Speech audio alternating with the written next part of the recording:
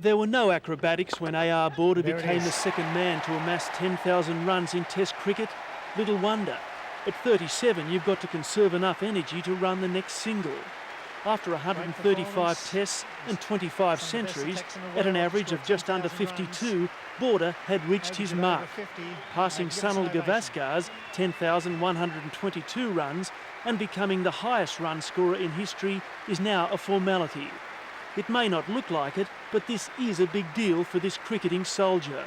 For AB, it's not a matter of how you score the runs, it's how many. That's the bottom line. I mean, you go for a cover drive, get the inside edge and flies down past the stumps to fine leg for 4. I mean, it's as good as hitting it through the covers for 4. That's my view of it. That's exactly how I approach my batting. I mean, it's not something I get that distressed about. It's just that's 4 runs, you know, bad luck. The purists may wince, but very few of Border's runs came from an inside edge. Inspiration for finding the bat's sweet spot came from a schooling in baseball and a study of Garfield Sobers. At film nights held by Mossman, the Sydney club that spawned Border, he sat glued to replays of the 1960 Tide Test. And so here's the earliest, I suppose, influence, but I don't think I was ever one to put posters of blokes up on the wall and sort of try and emulate that. I just sort of played. Didn't have a particular hero as such. I'm elated at my selection in the Australian side. It's made the last 2.5 years playing non-stop cricket all worthwhile. And in late 1978, at 23, Border made his Test debut against England at the MCG. It was a modest beginning, 29 and 0. But there would be revenge against the English less than a year later in Perth. Way to come up with your first ever century against England. That was the 3rd century. 13 years on, when many had written him off, Border hammered the latest ton, 110 against the West Indies.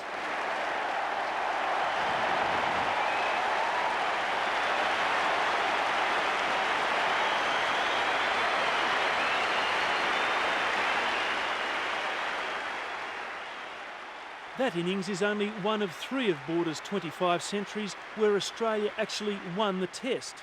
Many of his runs have been to no avail or salvage draws. Border's 196 against the English at Lord's in 1985 was among his best knocks. It's one Test he won. There wouldn't be one person here at Lord's that would have given him that 4 runs. A magnificent innings.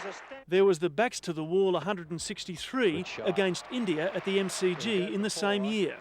It forced a draw.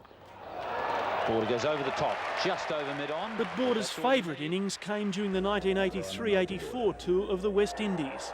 Facing a pace attack at full steam, he averaged no less than 75 for the series.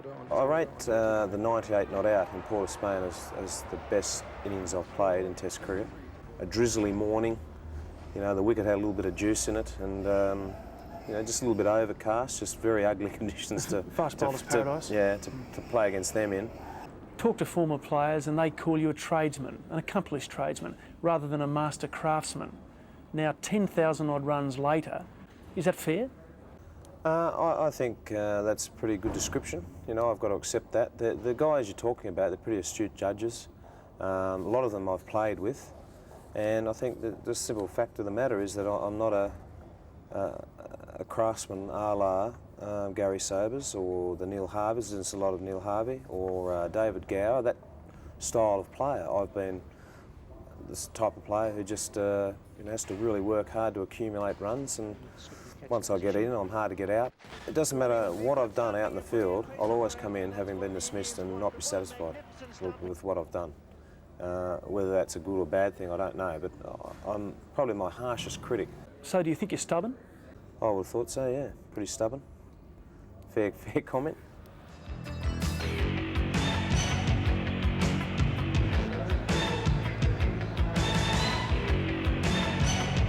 When Border made his debut in 1978, cricket was in turmoil.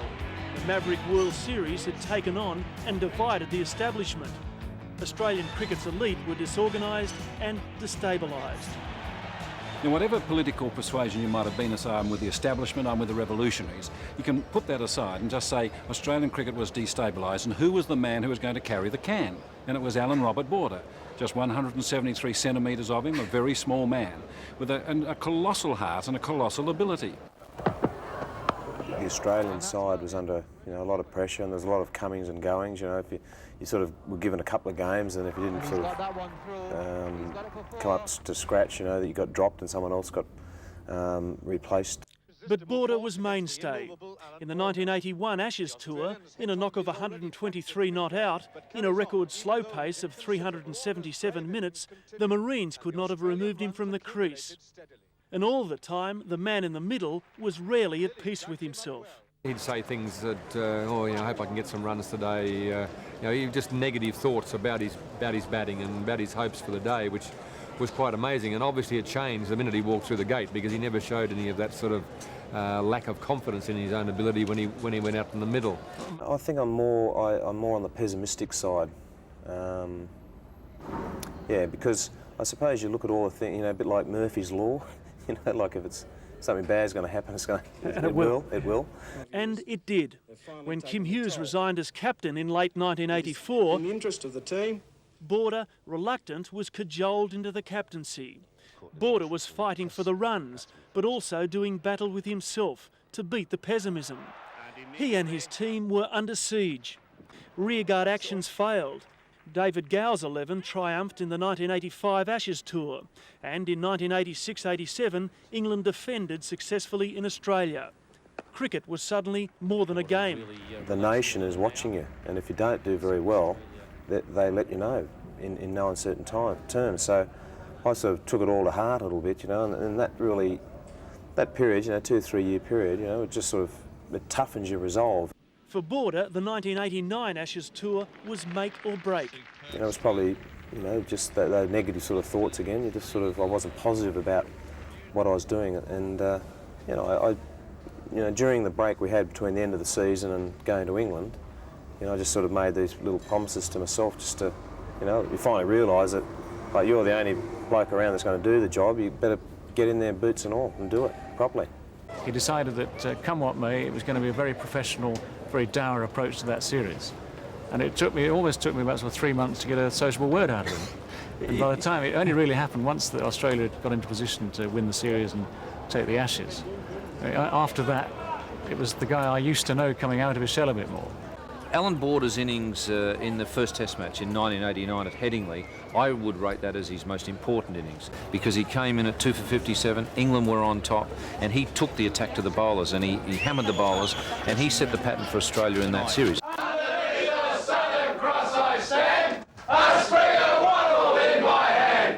That 4-0 rout put Australian cricket back on the rails. Since Australia's Test record, 28 tests for 12 wins and 3 losses, while Border has scored nearly 1,800 runs. But just as hard as maintaining his average has been trying to be the sporting idol. He's never quite fitted the picture.